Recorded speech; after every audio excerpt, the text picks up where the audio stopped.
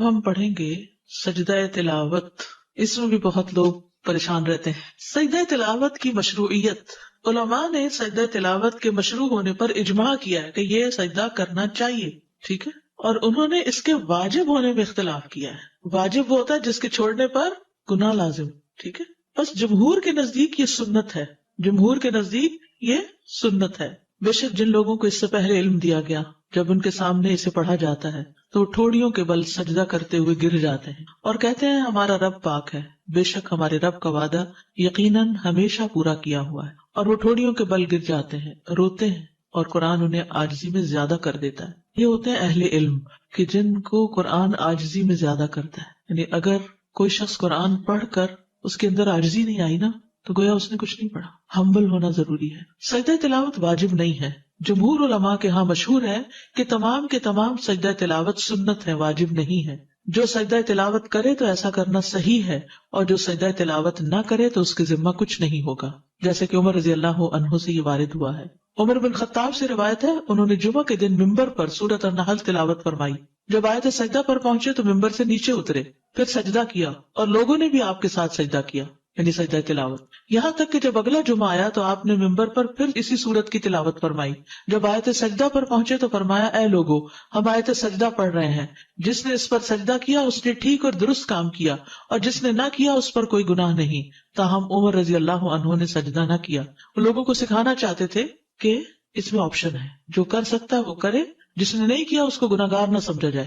سجدہ تلاوت سنت ہے. تلاوت کرتے ہوئے سجدے والی آیت آنے پر نبی صلی اللہ علیہ وسلم اور آپ کے صحابہ کرام کے نقش قدم پر چلتے ہوئے سجدہ تلاوت کرنا سنت ہے، اس لیے کہ آپ صلی اللہ علیہ وسلم اپنے صحابہ کے درمیان بیٹھ کر تلاوت کرتے، اور جب آپ ایسی آیت سے گزرتے جس میں سجدہ ہوتا تو آپ سجدہ کرتے اور صحابہ بھی آپ کے ساتھ سجدہ کرتے. سجدہ تلاوت کی اہمیت. نبی صلی اللہ علیہ وسلم اور صحابہ کا سجدہ تلاوت کا اہتمام کرنا.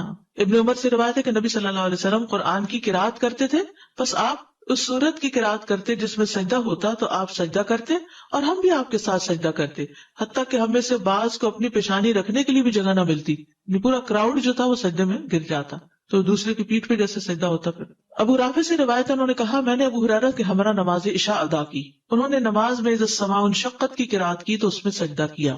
میں نے کہا یہ کیا ہے؟ انہوں نے فرمایا میں نے ابو القاسم کے پیچھے سجدہ کیا صلی اللہ علیہ وسلم، اس لیے میں تو ہمیشہ اس میں سجدہ کرتا رہوں گا یہاں تک کہ آپ سے جا ملوں. سلف صالحین کا اہتمام. شعبی سے مروی ہے، انہوں نے کہا علماء سجدے کو مختصر کرنا ناپسند کرتے تھے، یعنی سجدہ تلاوت بھی پورے اذکار اور تسبیحات کے ساتھ ہونا چاہیے، یعنی جھپکا سا نہیں مارنا چاہیے بلکہ پورا تسبیح پڑھ کے ختم کرنا چاہیے. اور وہ اس بات کو بھی ناپسند کرتے تھے کہ جب وہ آیت سجدہ پر پہنچے تو وہ سجدہ کیے بغیر اس پر سے گزر رہے.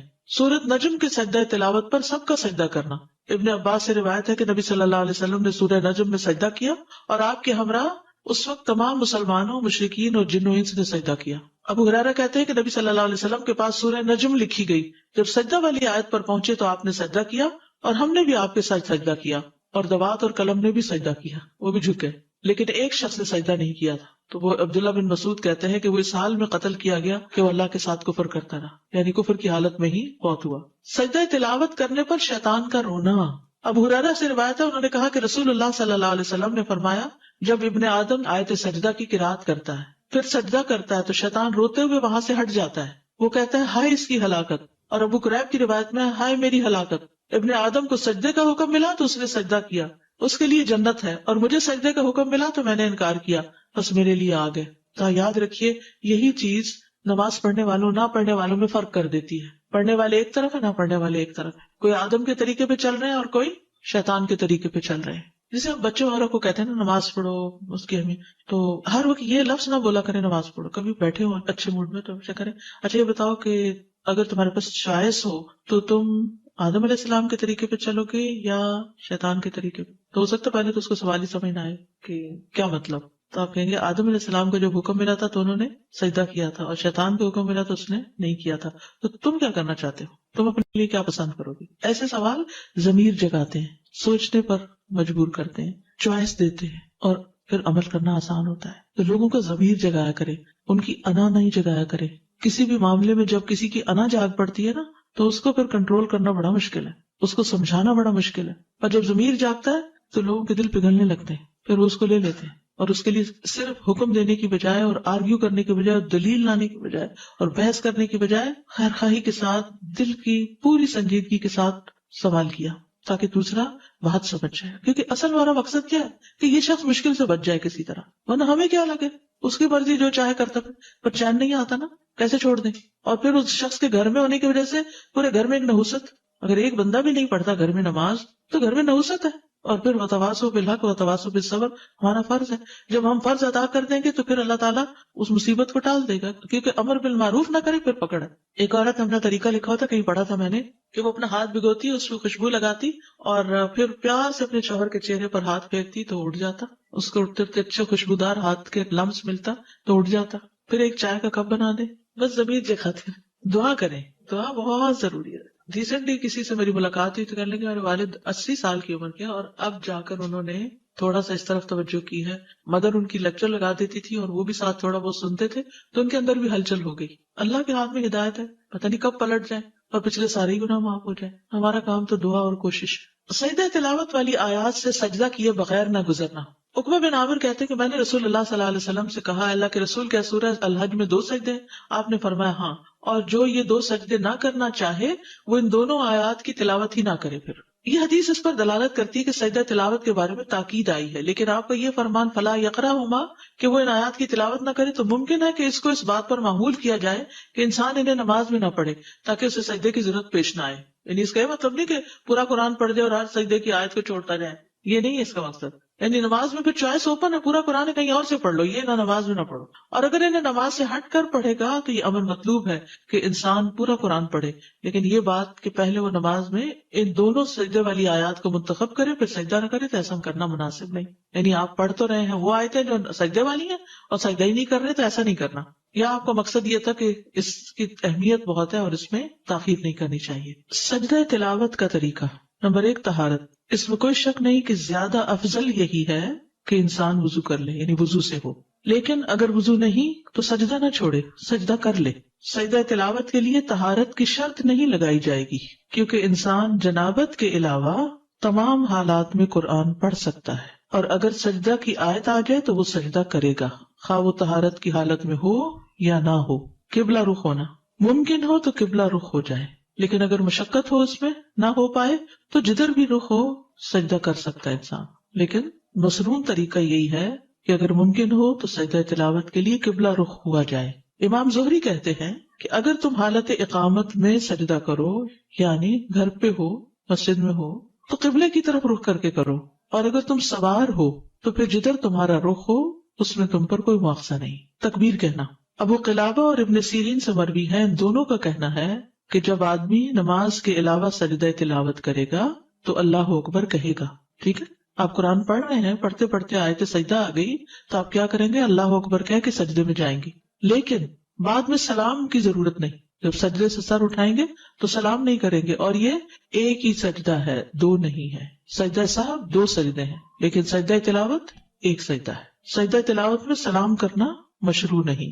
ابن تیمیہ کہتے ہیں سجدہ تلاوت اور سجدہ شکر کے بارے میں کسی ایک نے بھی نبی صلی اللہ علیہ وسلم یا صحابی سے یہ نقل نہیں کیا کہ ان میں سلام بھی ہوگا, اور نہ ہی صحابہ سلام پھیرتے تھے. ٹھیک, یہ ہے نماز کے باہر سجدہ تلاوت کا طریقہ. نماز کے اندر سجدہ تلاوت کا طریقہ. تکبیر کہہ کر سجدے میں جانا. سجدہ تلاوت میں جانے اور اٹھنے کے لیے تکبیر کہنا.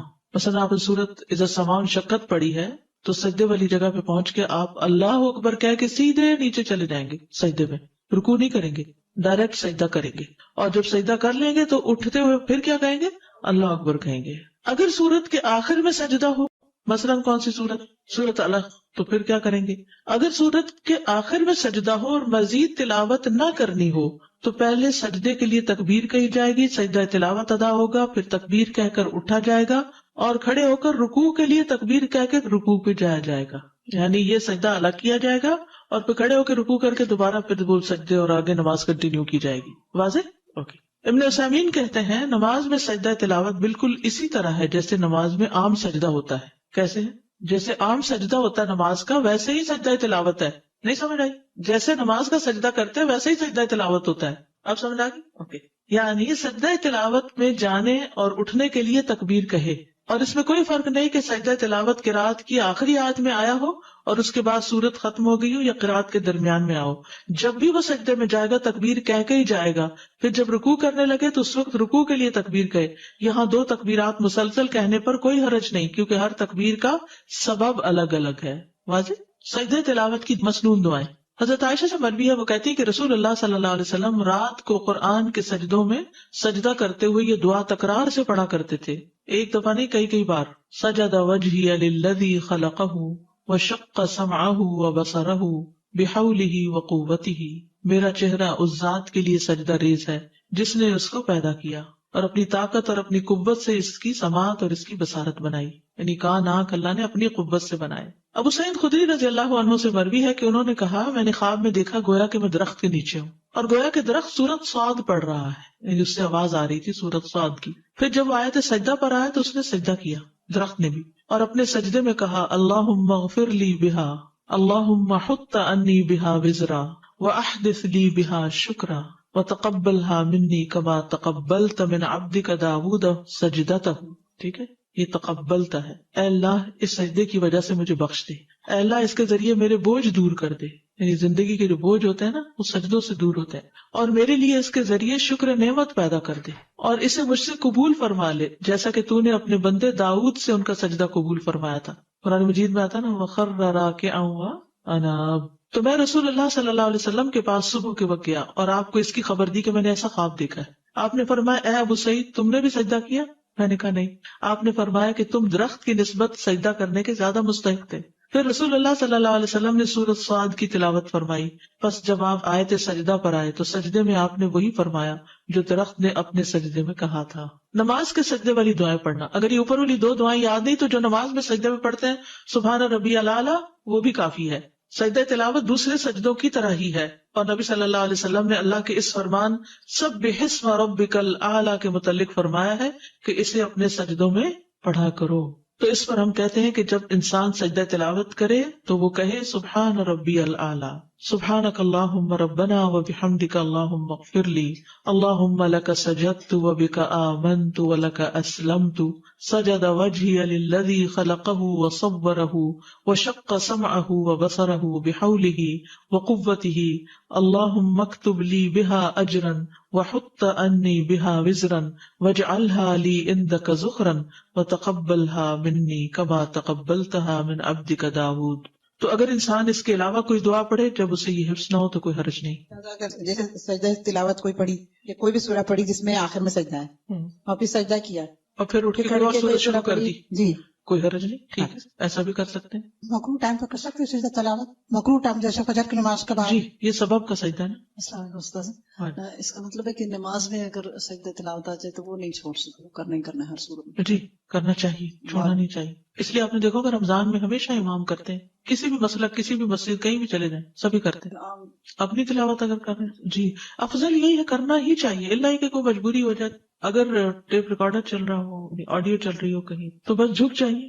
لیکن یہ کہ اگر نہ جھکے تو کوئی حرج نہیں ہے. اس میں کہتے ہیں کہ تلاوت کرنے والا جھکے تو آپ جھکے. تو اب اس میں شک ہے کہ جب وہ تلاوت کر رہا تھا وہ جھکا تھا کہ نہیں. اگر وہ جھکا تھا تو ہمیں بھی جھک جانا چاہیے. 10 دفعہ پڑھے ایک ہی سجدہ ہوگا. جی آپ یقین کریں کہ بیچ میں تلاوت بریک کر کے اس وقت جھک جانا اچھا لگتا ہے. جی فریش بھی ہو جاتے. جیسے آپ نے دیکھو گا ابھی نماز پڑھنے کے بعد آپ کی کیفیت ایک دم پھر اچھی ہو گئی، پڑھتے پڑھتے تھک جاتے، پھر بیچ میں نماز آئی، نماز پڑھی، پھر فریش ہو گیا مائنڈ. جیسے سجدہ تلاوت بھی تلاوت کرتے کرتے انسان ذرا نیند میں آنے لگتا ہے، پھر سجدہ کرتا ہے تو پھر ذرا فریش ہو جاتا ہے.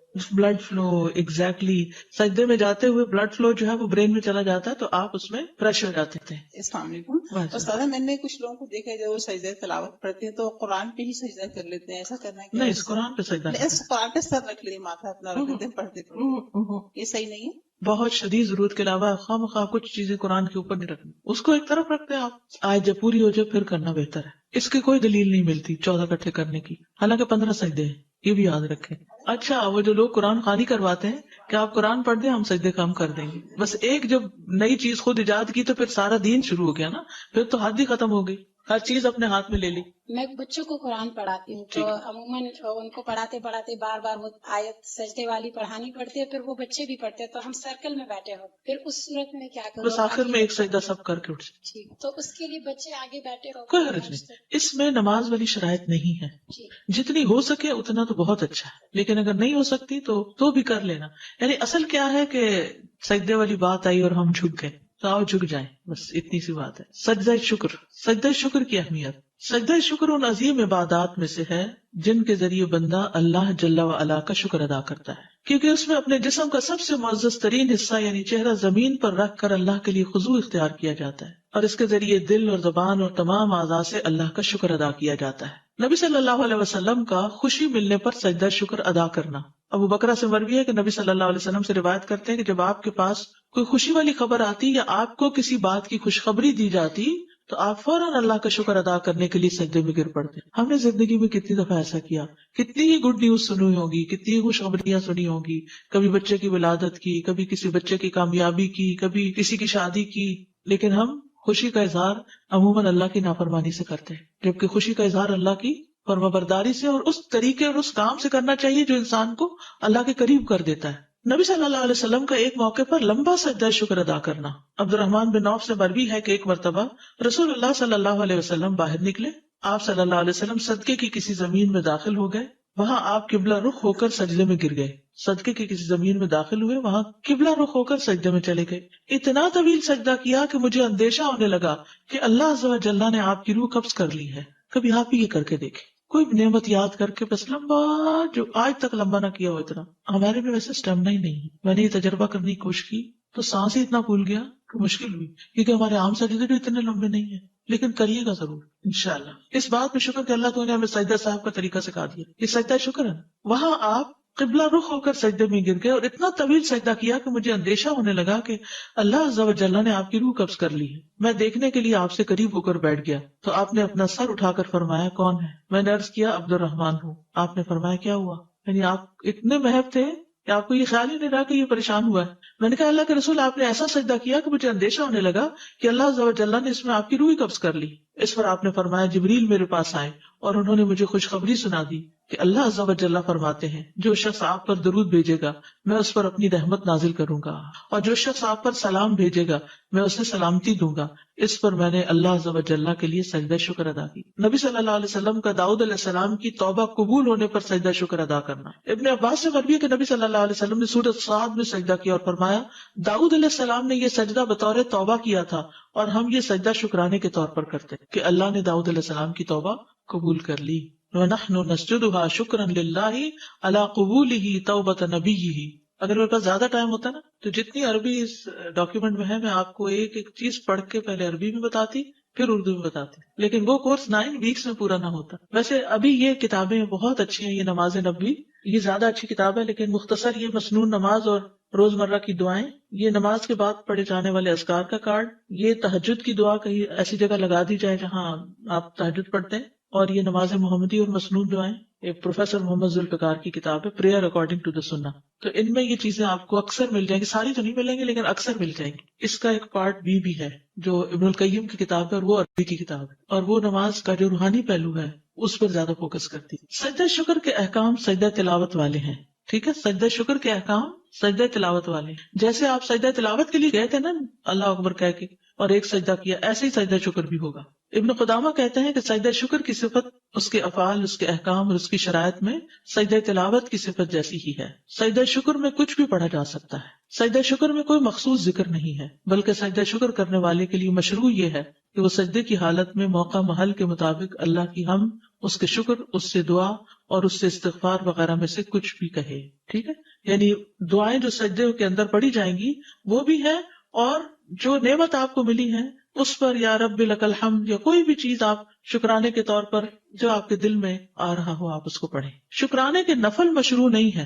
ٹھیک ہے، ہم کہتے ہیں نا ہم شکرانے کے 2 گانا پڑھتے ہیں، شکرانے کے نفل نہیں ہے. شیخ ابن عثیمین کہتے ہیں میرے علم کے مطابق سنت میں کوئی بھی نماز صلاۃ الشکر کے نام سے نہیں ہے، البتہ حدیث میں سجدے کا ذکر ہے جسے سجدہ شکر کہتے ہیں. ایک اور جگہ یہ بھی کہا گیا کہ شکر کے لیے قیام اور رکوع پر مشتمل نماز نہیں ہے بلکہ شکرانے کے لیے صرف سجدہ شکر ہے. تو مسلمان کے لیے مشروع ہے کہ جب اسے کوئی خوشی والی بات پہنچے تو وہ اللہ کا شکر ادا کرتے ہوئے سجدہ کرے. اور جہاں تک صلاۃ الشکر کی بات ہے اس کی کوئی اصل نہیں. مشروع مطلب پرسکرائبڈ. دیکھیے ویسے آپ نفل پڑھتے رہیے، ساری عبادت ہی شکر ہے اصل میں. جیسے روزہ رکھتے ہیں یا کچھ بھی، تو یہ اصل میں ہم شکر ہی ادا کر رہے ہوتے ہیں اللہ کی نعمتوں کا. پھر خود سے بنانا کوئی بھی چیز بدعت بن جاتی ہے نا، کہ کسی کو پابند کرنا یا خود، تو اس لیے جب آسانی کر دی اللہ نے، صرف سجدہ کر لو، بات اتنی بھی کافی ہے، تو اتنا ہی کرتے رہے. آپ دیکھیے بعض اوقات نماز پڑھنے میں سستی ہو جاتی ہے، سجدہ کرنے میں کتنی دیر لگے گی. جہاں بیٹھے ہیں کوئی قبلے کے رخ کی پابندی نہیں، کچھ نہیں.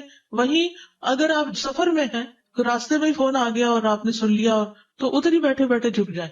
رفع یدین ہوگا سجدہ شکر اور دیکھیں سجدے میں رفع یدین ہے ہی نہیں. نہیں، جب ہم تلاوت کر رہے ہیں کیا میں نماز کے اندر تو ویسے ہی ہے نا، وہ تو ہے لیکن اس کے بغیر نہیں ہے. وہ تو نیچے جا رہے ہیں تو اس وجہ سے. اچھی خبر ملے تو میں فوراً کہہ دیتی ہوں الحمدللہ، شکر الحمدللہ.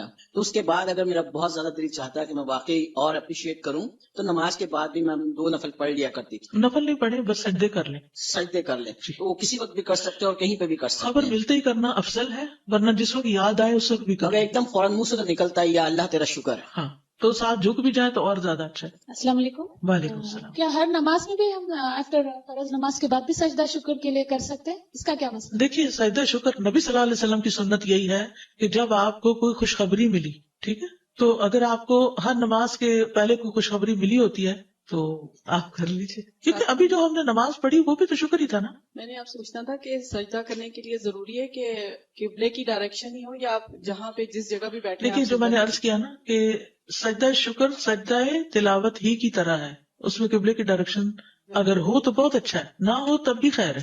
ویسے تو آپ نے بھی کہا کہ مطلب فرض نماز کے بعد سجدہ، لیکن مطلب کبھی یہ ہوتا ہے جیسے اپنی کوئی بات کہنی ہے اللہ سے اور شکر کرنا ہے یا کچھ بھی کر لے. سجدے کے وضو کرنا ضروری ہے؟ نہیں، ہو تو افضل ہے، نہ ہو تو کوئی بات نہیں. جیسے قرآن پڑھنے کے لیے ہو تو افضل ہے، نہیں تو کوئی بات نہیں. اور نماز کوئی بھی پڑھ سکتے ہیں، حاجات ہے یا جو بھی ہے کچھ، اس میں تو خالی شکر کی نماز شکرانہ پڑھنے نہیں ہے، پورے دن جیسے کوئی نہیں ہے، خالی نوافل پڑھتے رہے. صلاۃ التوبہ ہے، صلاۃ الشکر کوئی نہیں ہے. ٹھیک ہے، پیریڈز میں سجدہ شکر جنابت کی حالت میں نہیں کرنا، اور سجدہ تلاوت پیریڈ بھی جنابت ہی کی ایک طرح سے حالت، اور سجدہ تلاوت بھی نہیں. وہ تو نبی صلی اللہ علیہ وسلم کو جب کوئی مشکل آتی تھی تو وہ نماز کی طرف دوڑتے تھے، تو وہ صلاۃ الحاجت ہی ہو گئی. اور وہ جو آتا ہے نا وَاسْتَعِینُوا بِالصَّبْرِ وَالصَّلَاةِ، تو وہ بھی آ جاتا ہے اس میں. السلام علیکم. میں ہر روز شکرانے کے نفل ادا کرتی تو کیا ان کو ویسے ہی ادا کر لیں، وہ شکرانہ ہی قرار پائے گا، لیکن کوئی ایسی نماز ہے نہیں. اچھا ویسے نفل چھوڑے نہیں، دہا کے وقت چاش کے وقت پڑھا کریں. جی. اور اس کے بعد اگر کوئی انسان بیٹھ کے استغفار کرتا ہے، خاص طور پر یہ دعا، اگر کوئی آپ کی زندگی میں پریشانی ہے نا تو یہ نسخہ کر کے دیکھیں. یعنی دعا یا اشراق کی نماز کے بعد ادھر ہی بیٹھے ہوئے 100 دفعہ پڑھیں رب اغفر لی وتب علی انک انت التواب الغفور. ٹھیک ہے، رب اغفر لی وتب علی، اللہ مجھے معاف کر دے اور مجھ پہ مہربان ہو جا، انک انت التواب الغفور، تو تواب بھی ہے اور غفور بھی ہے.